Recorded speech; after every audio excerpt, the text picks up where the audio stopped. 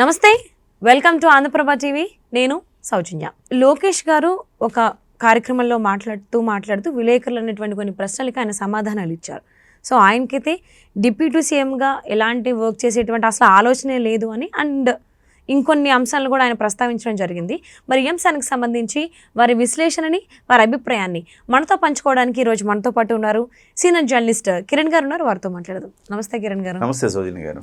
నారా లోకేష్ గారు ఒక ప్రెస్ మీట్లో కొన్ని వ్యాఖ్యలు చేశారు.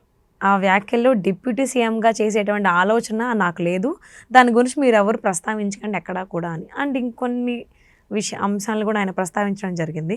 పర్టికులర్గా ఎందుకు అని అంటే, ఈ డిప్యూటీ సీఎం అంశం ఏదైతే ఉందో ఆల్మోస్ట్ 2 to 3 weeks రచ్చరేపింది ఆంధ్రప్రదేశ్లో.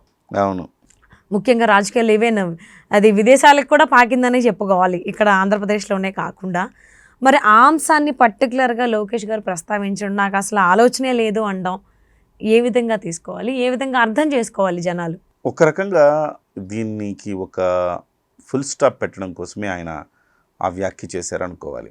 ఓకే. ముఖ్యంగా డిప్యూటీ సీఎం ఆలోచన నాకేం లేదు, చంద్రబాబు గారు ఏ పదవి ఇస్తే ఆ పదవిని సమర్థవంతంగా పోషించడమే నా ముందున్న కర్తవ్యం తప్ప నాకు అంతకు మించిన పదవి కాంక్ష లేదు అన్నట్టుగా ఆయన చెప్పారు.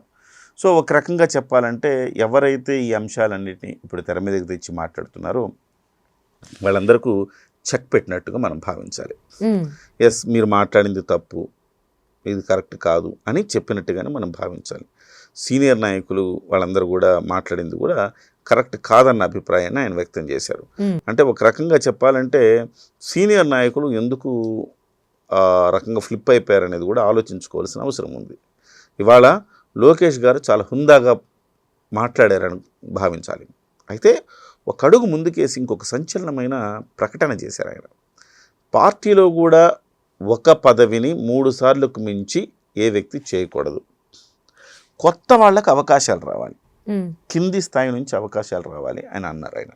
అయితే క్షేత్రస్థాయిలో చాలామంది కష్టపడి పనిచేస్తుంటారు, ఎప్పుడు ఒకడే పదవి చేస్తుంటే వీడెప్పుడు ఎదుగుతాడు. సో పదవులు మార్పు జరుగుతూ ఉండాలి. ఈ రకమైన ఇది కేవలం నా పర్టికులర్గా నా అభిప్రాయం మాత్రమే అని చెప్పారు. ఇది పార్టీ అభిప్రాయం కాదు, లోకేష్గా వ్యక్తిగా నా అభిప్రాయం మాత్రమే అని చెప్పారు.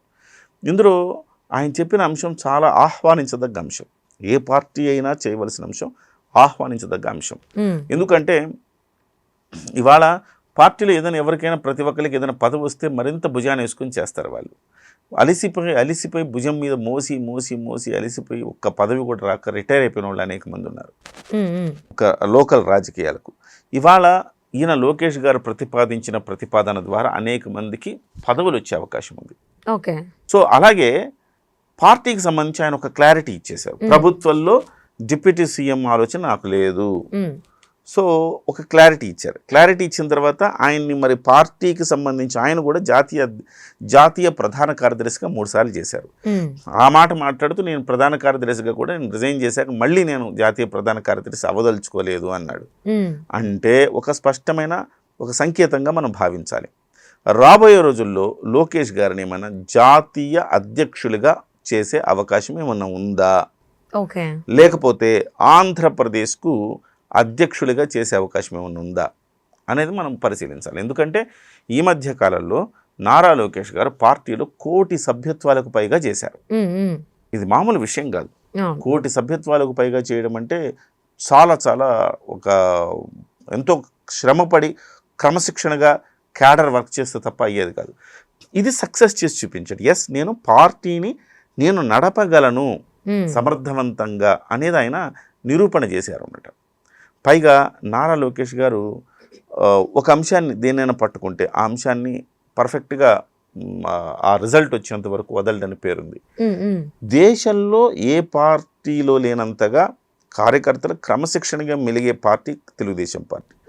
ఆ కార్యకర్తల కోసం మనమేం చేస్తున్నామని ఆలోచించి వాళ్ళకు ఒక బీమా సదుపాయాన్ని కూడా కల్పించారు. 5 లక్షల రూపాయల బీమా సదుపాయాన్ని కల్పించారు. ఇది కూడా నారా లోకేష్ గారి మస్తిష్కం నుంచి వచ్చినదే. కాబట్టి పార్టీ కార్యకర్తల సంక్షేమం దృష్ట్యా చూసినా, పార్టీ కార్యక్రమాల రూపకల్పన దృష్ట్యా చూసినా నారా లోకేష్ గారు తనదైన ముద్ర వేశారు అనేది మనం భావించవచ్చు. మరి తనదైన ముద్ర వేసిన తర్వాత ఆయన్ని జాతీయ అధ్యక్షుడు నారా చంద్రబాబు నాయుడు గారు ఎలాగో అస్తమించే సూర్యుడే కాబట్టి ఇవాళ రేపు ఆయన అలసిపోవచ్చు. అలసిపోయినప్పుడు పార్టీ బాధ్యతలు ఎవరు చూసుకుంటారు? ఇవాళ ప్రభుత్వ బాధ్యతలన్నీ చంద్రబాబు నాయుడు గారు చూసుకుంటున్నారు ఒక ముఖ్యమంత్రిగా.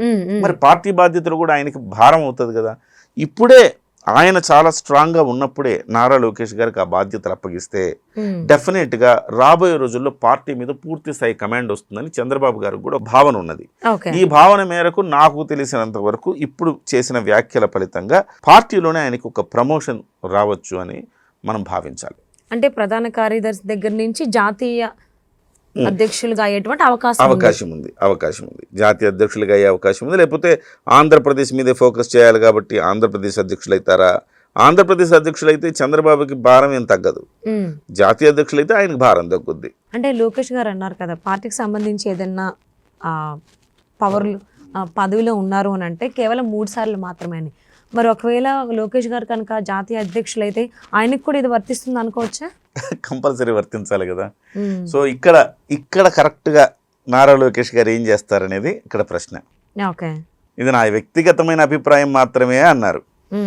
వ్యక్తిగతమైన అభిప్రాయం అంటే మరి జాతీయ అధ్యక్షుడు పదవి మాత్రం శాశ్వతం చేసి మిగతా పదవులన్నీ కూడా రొటేషన్ పద్ధతి పెడతారా? లేకపోతే జాతీయ అధ్యక్షుడు పదవి కూడా బహుశా జాతీయ అధ్యక్షుడు పదవి వేరే వాళ్ళకి ఇచ్చే అవకాశం లేదు. ఇస్తే బాలకృష్ణ గారికి ఇవ్వాలి, లేదా లోకేష్ గారు చేయాలి, లేదా చంద్రబాబు గారు చేయాలి. చంద్రబాబు గారు కాదు అంటే అప్పుడు నారా లోకేషే చేయాల్సి వస్తుంది. కానీ ఈ రకమైన ప్రతిపాదన పెట్టుకుంటే 3 సార్లు అంటే 3 టర్మ్స్ తర్వాత మరి ఆయన ఉండకూడదు కదా. అప్పుడు నెక్స్ట్ ఆల్టర్నేటివ్ ఏంటి? మళ్ళీ బాలకృష్ణ గారు రావాలి. మళ్ళీ బాలకృష్ణ గారు వచ్చిన తర్వాత కూడా 3 టర్మ్స్ తర్వాత మళ్ళీ నెక్స్ట్ ఆల్టర్నేటివ్ ఏంటి?